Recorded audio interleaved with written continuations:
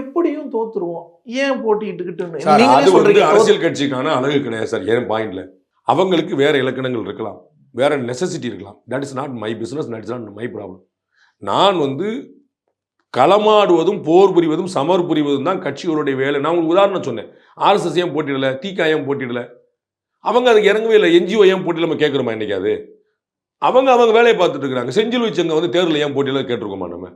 அவங்க வேலை, அவங்க நோக்கமே வேற, அவங்க வேற செஞ்சுட்டு இருக்காங்க. உங்க நோக்கம் என்னது? நீங்க ஏன் தேர்தல் ஆணையத்தில் அங்கீகாரம் பெற்று உட்கார்ந்துருக்கீங்க? தேர்தல் தானே உங்க வேலையே.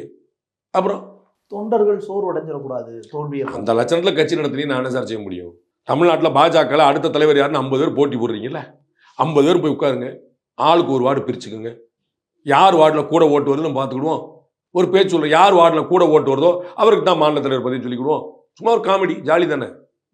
வரட்டும். எல்லாம் முன்னாள் எம்எல்ஏக்கள் இருக்காங்க, இன்னாள் எம்எல்ஏக்கள் இருக்காங்க.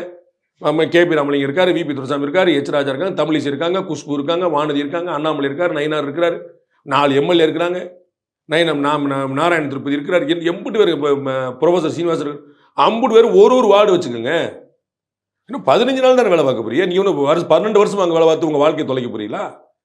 ஒரு மாசம் அங்கே போய் முட்டுடுங்க, ஆளுக்கு ஒரு வார்டு என்னன்னு பார்த்துருமே. தமிழரின் பாரம்பரிய திருவிழாவை கொண்டாடுவோம் புத்தாடை பொங்கலோடு. The Chennai silks let the celebration begin.